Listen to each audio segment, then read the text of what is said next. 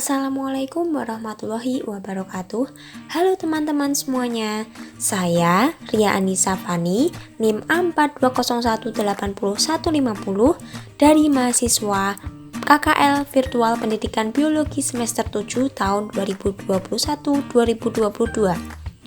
Saya akan berbagi pengalaman terkait hal apa saja yang saya dapatkan selama kegiatan KKL berlangsung. Kegiatan KKL ini dilaksanakan secara virtual, sangat disayangkan ya, karena KKL yang kita harapkan dapat dilaksanakan secara luring.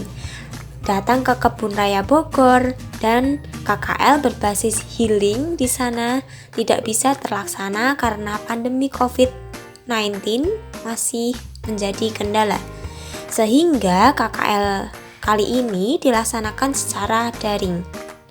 Namun di balik itu semua kita patut bersyukur karena di balik KKL virtual ini kita masih bisa mendapatkan beragam ilmu.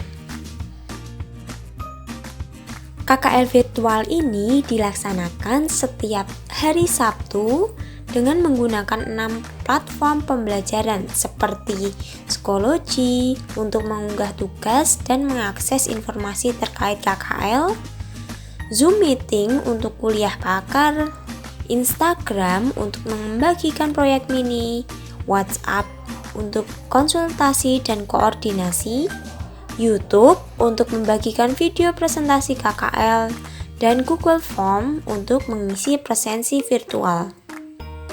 Pada pertemuan perdana, diawali dengan sosialisasi dari panitia KKL virtual yang terdiri atas agenda kegiatan, tata tertib KKL virtual, dan pembagian kelompok serta dosen pembimbing. KKL virtual ini memiliki beberapa kegiatan inti, yaitu kuliah pakar, observasi, konsultasi proyek mini, dan laporan mini proyek hasil KKL. Untuk yang pertama, yaitu kuliah pakar. Nah, pada kuliah pakar ini dilaksanakan sebanyak 3 kali dengan menghadirkan narasumber atau pakar yang ahli di bidangnya. Kuliah pakar yang pertama dilaksanakan pada tanggal 6 November 2021 dengan tema membekali calon guru biologi di program studi pendidikan biologi FKIP UMS tentang epidemiologi oleh Ibu Dr. Fitri Midianingsih dari dosen Ilmu Kesehatan Masyarakat IKM Fakultas Kedokteran UNS atau Universitas 11 Maret.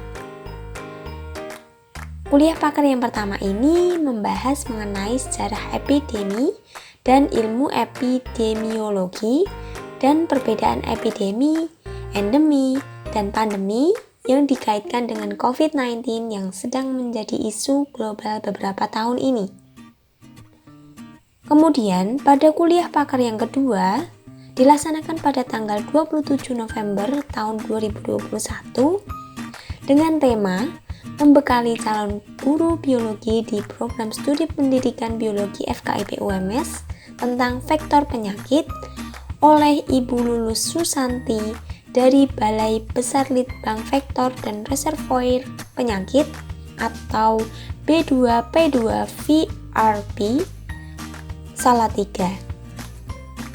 Nah, pada kuliah pakar yang kedua ini membahas mengenai vektor, jenis-jenis vektor, dan habitat vektor, di mana yang sering kita ketemui adalah nyamuk karena hewan ini dapat menjadi vektor dan sering ditemui di tempat-tempat yang kotor, bak kamar mandi, dan genangan-genangan air.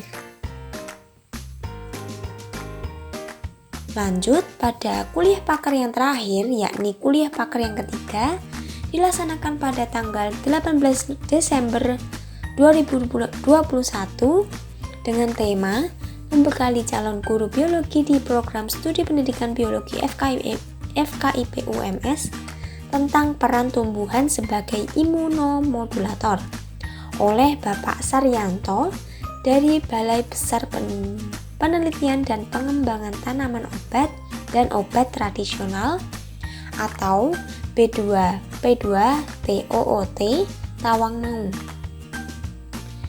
Pada kuliah pakar yang ketiga ini membahas terkait tanaman herbal yang dapat dijadikan obat.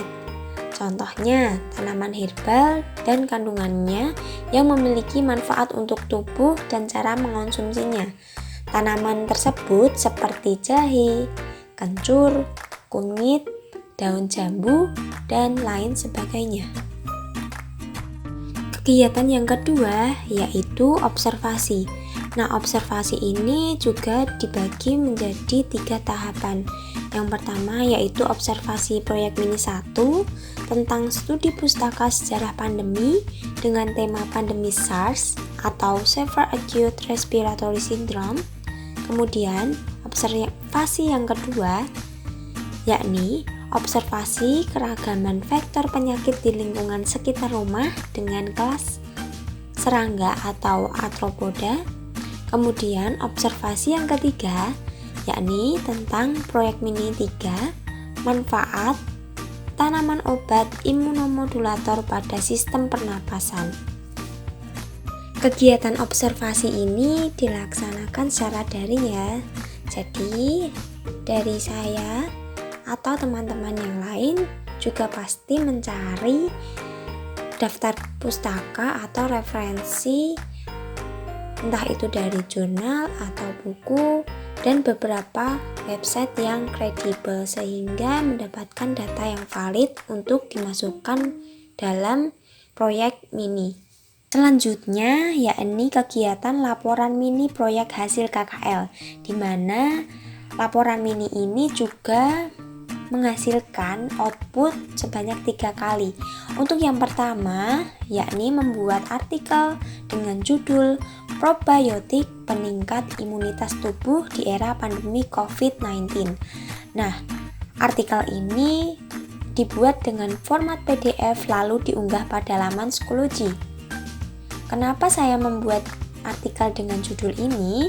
Karena efek probiotik sebagai antiinflamasi, antivirus, dan meningkatkan antibodi bukanlah pada infeksi COVID-19, tetapi pada infeksi virus influenza lainnya. Namun di era pandemi saat ini, masyarakat dapat mengambil solusi dengan memilih makanan yang mendukung mikroorganisme saluran cerna, mengelola kesehatan mental, tetap aktif secara fisik, dan cukup tidur akan membantu menjaga sistem imun di era pandemi COVID-19 ini. Kekebalan tubuh bersifat dinamis, dapat naik dan juga turun. Hal ini dipengaruhi oleh usia, nutrisi, vitamin, mineral, hormon, olahraga, dan emosi mempengaruhi imunitas tubuh. Laporan mini proyek yang kedua yaitu membuat infografis dengan judul Aedes aegypti sebagai vektor penyakit DBD atau demam berdarah dengue dengan format JPG yang diunggah pada laman Instagram. Infografis ini berisi tentang data penyakit DBD tahun 2021 dengan jumlah kasus tertinggi yaitu di negara Brazil, India, Vietnam, Filipina, dan Peru. Nah, umumnya penyakit demam berdarah dengue dapat disebabkan oleh vektor penyakit Aedes aegypti.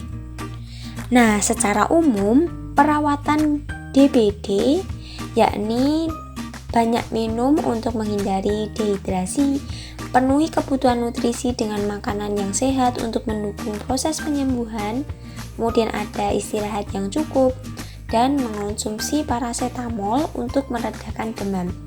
Sedangkan pencegahannya, DBD ini dapat dicegah dengan menguras, menyikat, dan menutup tempat penampungan air, mendaur ulang limbah, menggunakan obat anti nyamuk, dan bergotong royong membersihkan lingkungan.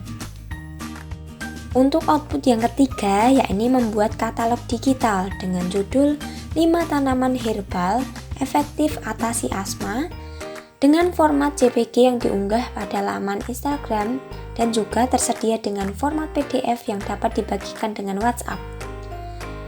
Nah, 5 tanaman tersebut adalah jahe merah, kunyit, jintan hitam, lidah buaya, dan bawang putih.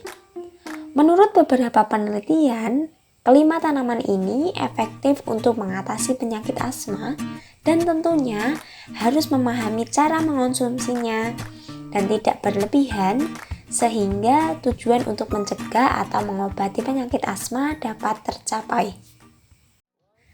Sekian sedikit sharing pengalaman KKL Virtual Pendidikan Biologi FKIP UMS tahun 2021-2022. Semoga kegiatan KKL tahun mendatang dapat dilaksanakan secara luring, yang diharapkan dapat melihat dan mempraktikkan langsung dari pakar atau ahli mitra. Terima kasih, semoga dapat bermanfaat. Kurang lebihnya saya memohon maaf. Wabillahi taufiq wal hidayah. Wassalamualaikum warahmatullahi wabarakatuh. See you next time.